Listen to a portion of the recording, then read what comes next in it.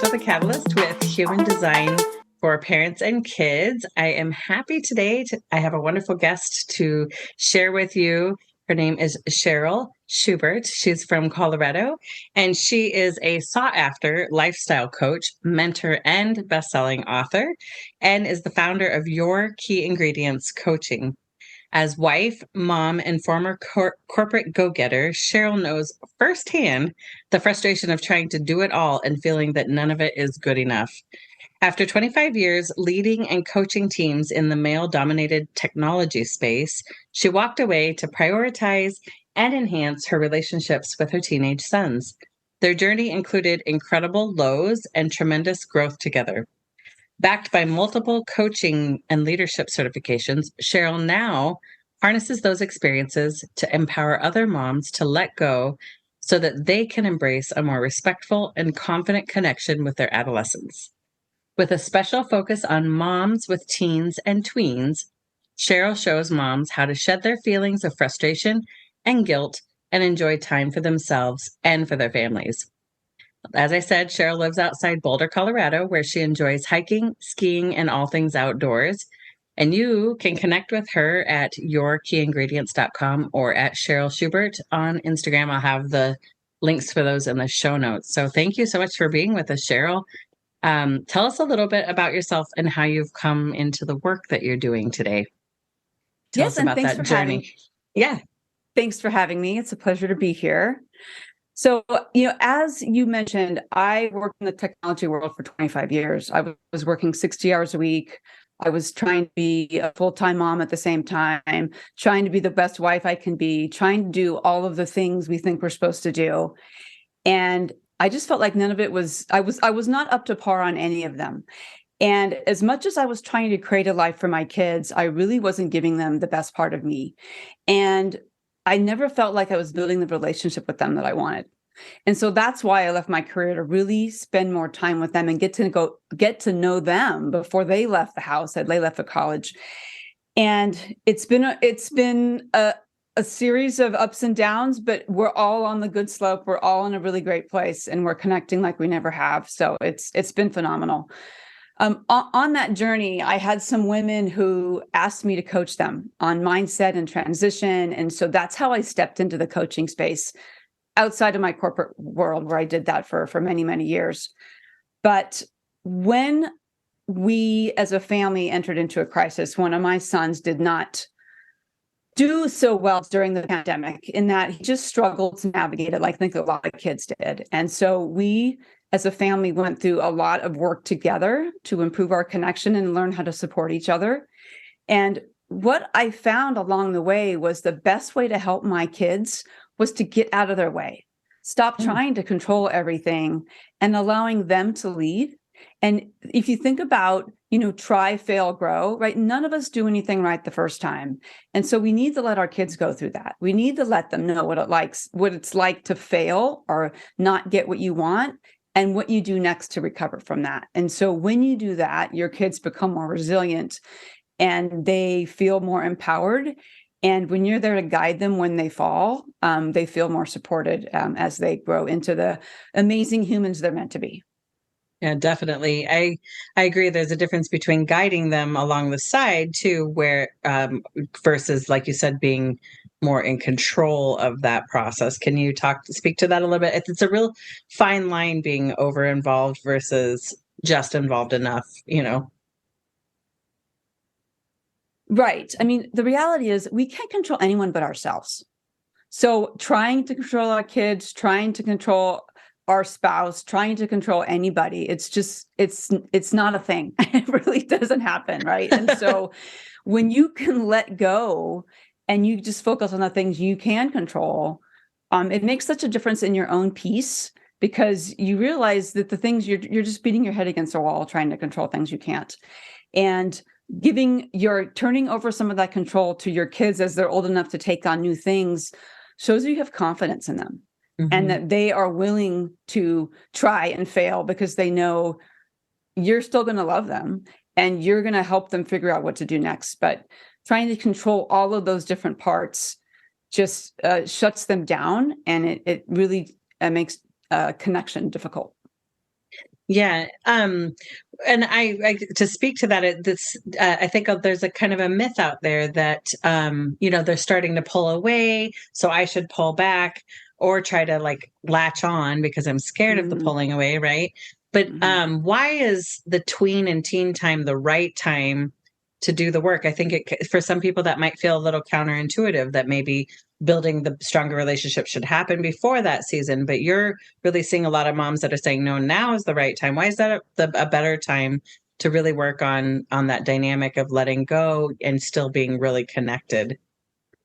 So when your kids are younger, right, they're still building the skills, right? They're still having the experiences and learning enough, really coordination and all the things, some of the critical thinking that they need to do in order to solve problems themselves. And when your kids start to pull away, that's when they're starting to figure out, well, who am I? What do I want to be? Who do I want to be? And for us to come and tell them those answers is really not the right approach, because we're never going to be right. Right? They need to explore who they are and navigate that. And so, allowing them to start having those experiences with our guidance really allows them to build that confidence. And so, I'm not sure it's necessarily about right time, wrong time. It's about when are our kids more capable of making some of those decisions, and when is it safe for them to fail, and to how do we come in to help them, pick them up and help them decide what to do next. They're just more capable of making some of those decisions and going through some of those tough experiences, as they get into the tween and teen years. Yeah, absolutely. Okay, so what are some common challenges that are faced by moms with teens and preteens today?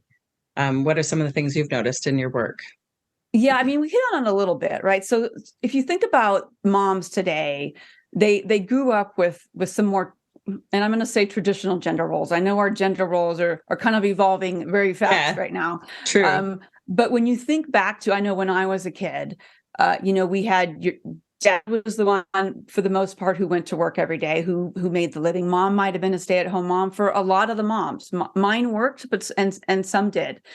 Um, we were also learning to be more independent, right? Coming out of the 60s, where women can do it all, and we tried to do it all. So as we were growing up as girls and into moms, we're working, most of us are working full time. We are trying to be independent. We're trying to do all the things, which comes to the point I mentioned earlier about trying to control it all, because we have so many balls in the air. The only way Right, we can feel we can get through is to control it all. Right. If we right. let go of even one thing, it's all going to come crashing down. Right. Hmm. And so we've got ourselves into a place of we've got to control it all. And that's why we feel like we're out of control. And I think that's the biggest challenge with moms. And then to our previous conversation of, the dynamic with the teen, trying to control them, and that just has them pull away even more. Right. So, just having really frank conversations around, I don't know what you need. What can I help you with? Right. Having some of those conversations, like sometimes we're afraid to ask, or we think we should know the answers. And so we feel we Hmm. look weak asking our kids. Right. But honestly, most of the times they're going to say they don't know, because a lot of times they have no idea what they're feeling, what they should be feeling, and where they should be headed. And so they're looking for guidance, but they don't want to be told. Right. Hmm. They just need to experience it, explore, and then figure out, what to do with that information. Right. Yeah, a lot of trial and error in that stage, right? Absolutely. Absolutely. Yeah. I've heard people say that teenage years are kind of like toddlerhood, only in bigger bodies with much bigger consequences. Would you say that's kind of true? It's true. It's true. And, when you're talking about a lot of the learning happening, a lot of learning is happening for moms too, right? And Hmm. in the earlier days of being a mom, you're really trying to keep your kid alive. Don't stick the fork in the socket. Don't do this Hmm. thing, and just helping them from a physical perspective. But as they're getting older and they pull away, we as moms need to grow and learn how to mom in a different way, right? So that Right. we're not this helicopter parent, but we're more what I've heard as a lighthouse parent, which is you're the guide, you're the beacon, and then they can navigate from there. But we can't parent the same way when our kids are 13 as we can when they're 3. It's a very different. they need very different things from us, and we need to learn to grow through that. Yeah, absolutely. Okay, so how do you coach moms into a better place? And I guess, why is that so important? When we met the first time, I remarked that I thought it was interesting that most of your work is focused on the moms, not the teenagers at all. We're not about trying to change them. And I think that's brilliant and beautiful. So tell me a little bit about what do you, exactly what kind of things, what helps moms be in a better space for that transition that they're going through to be a different mom? So, yeah, a lot of people ask me if I'm a parenting coach, and it's like, not really, but I do help in that space because I'm helping the mom remember who she is and remember what's important to her. And I use a 5-part formula to help them go from chaos to, creating the lifestyle they want. It starts with calming the chaos, right? We really can do less, right? We have signed up for so many things. And so it's a matter of figuring out what things we can say no to, what things we can give back, what things we can just stop doing. But, sometimes we get wound up in things that we've decided need to happen, and they often don't. And nobody would care if they stopped, right? So Right. the first step is calm the chaos. The second one is clarify what it is you really want, right? We get it's somewhat confusing or just bogged down by all of these responsibilities that we have, that we can forget what it is we want, what's important to us at our core. And so I help you work through your top core values to understand what's important to you and help you realize why things bother you so much, because something's a core value to you. That's why this thing might be such an issue, and why you and your teen don't get along, because that's not a core value for them, but it is for you. So how do you communicate with them, and understanding what your core values are helps you with that conversation and helps them understand why things are important to you, right? And so rather than just because I said so, there's actually a more concrete and specific reason why that you can use to talk with them. The third step is connect. And that's where you take what you've learned, what you've gotten rid of things you've learned about yourself, you've actually learned about your teens and the other people close in your life, that you can then create better connection because you have the language to do that now. And so you can have healthier conversations that are understanding and direct, but also very loving, and allowing you both to grow and understand where each other's perspective is, so that you can kind of work through issues together or just work through life together.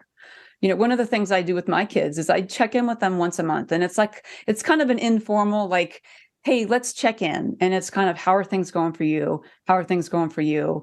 And we use I statements to talk about something that might be bothering us, so that we're not blaming each other, but we're really just sharing how we're feeling, and then the other person can understand that. So just really using some simple tools to be direct and open and vulnerable with your teens, because I think when they realize you're not perfect, they start to open up a little bit more and realize they don't have to be either.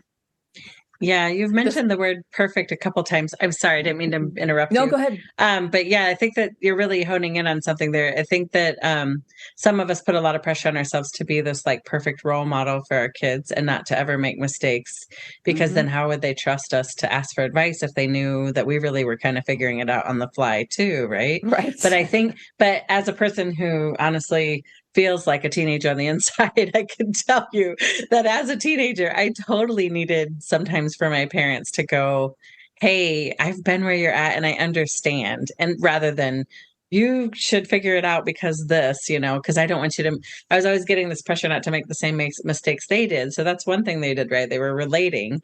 But I don't think that's quite the same thing that you're talking about, which is just like, let's just bring the perfectionism pressure down. Yep. It's okay if we all scratch our knee a little bit, or whatever, get a detention. It's not the end of the world. Right. It is not the end of the world. I'm not And promoting detention. I'm just saying it's that in the long-term scheme of things, no one has ever asked me about my high school grade point average, at least once I got into college, right? Right. And no one cares how many times I had to go to detention. So in fact, I don't even think anybody's mentioned it till now. Right. So Right. yeah. Exactly. Just be Yeah. real with them. Right. Yeah, and just kind of keeping things in perspective. I think that's hard for parents because you're right in the thick of it, right? Absolutely. So I'm sorry, and you said then what's the next step? Yeah, I think you were talking about the Yeah. So five the next C's. step, Sorry, so I just totally like, yeah, so we've done the yeah, first three. yeah. No, it's all great. It's great. So the first three is calm, clarify, connect. And that's really kind of just foundational for giving you like the fulfillment and happiness and the connections that you want with those that you love. The next one is compose. And this is really, now that you've gotten out of the swirl and the crazy, you can actually start looking at, well, what is it that I want for my life? What do I really want to do? And not necessarily like talking about career shift, but it might be. But, as your kids are starting to have more of their own time, you have more time as well. And often we start to just fill that with junk. Oh, I'll binge watch Netflix. Oh, I'll, start to do all these extra chores or whatever these things are that we decide we need to be busy all the time. But what if you started dreaming, right? What if you looked at what could your life be like? What do you want for the next phase? If you can take the values that you learn in the clarify stage and apply those to what you start discovering about yourself to figure out where you want to go next. So compose is kind of the dreaming, visioning stage and figuring out, okay, where can you go? Like what might that look like?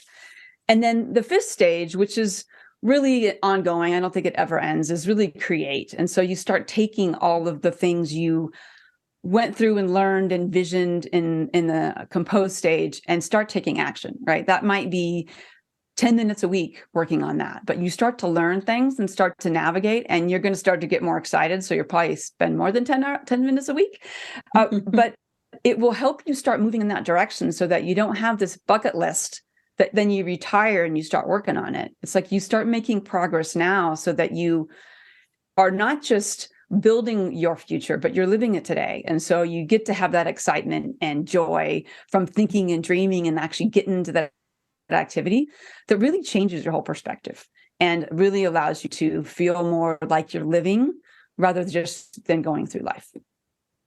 Yeah, that's wonderful. Yeah, I think one of your catchphrases is that you can't pour from an empty cup, right? So it's about filling our Absolutely. cup first with things that make us have some joy and pleasure in life, and then being able to kind of spill that over into our children. It's a really beautiful analogy. So, okay, so I kind Yeah. of, And it also, oh, sorry, go ahead. Yeah, excuse me, go ahead.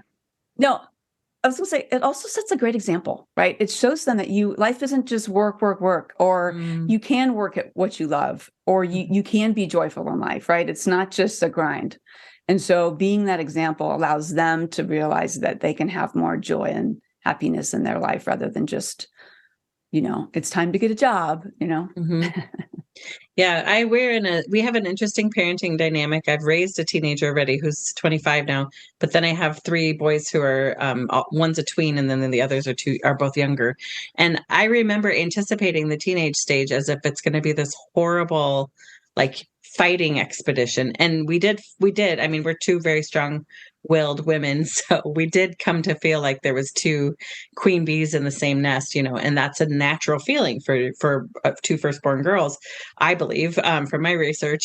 And so, but what I didn't expect was how much, because I had done so much work with her building social skills and proper empathy and those kind of things when she was younger, she was actually a really pleasant teenager when we weren't butting heads over something like, again, it was the power struggles were usually about me learning to let go and her trying to figure Mm. herself out. And but yeah, that it was interesting to me. Like I really found there's kind of a grief process going on in the background of the relationship because she was leaving and she wasn't probably going to come back. I mean, she's a successful human being. Why would I expect her to come back? And I mean, she visits for dinner every week, but like my point is that it was just this grief process, like all this work. Finally, you get to see the fruit of these beautiful human beings that live with you. And now this time is like microscopic short. It feels like it's going too fast. So I think sometimes parents kind of play into the control dynamic too, just because that letting go process is sad. It's hard. So what's the first step for a mom that's really, like you said, in that chaos stage where her emotions are all over the place, they're all over the place, the roller coaster is happening, and just what's the first step that, like, if you could leave our listeners with one tip about how to kind of start stepping into a calm away Mhm. from the chaos, what would that I mean, yeah, it's kind of like buckling up your belt before the ride takes off. What's the Right. one thing that could just help make the ride a little more a little easier to survive today for them. So, I would say if you don't have any time in your day for yourself, that's the first place to start, right? I think specifically a morning routine that revolves around you, even if it's just getting up 15 minutes before the rest of the house wakes up, to sit with yourself and figure out what you want for the day, what you want to feel like for the day. It allows you to control you. It allows you to say, okay, today I want to feel like this, and this is what I want to get done today.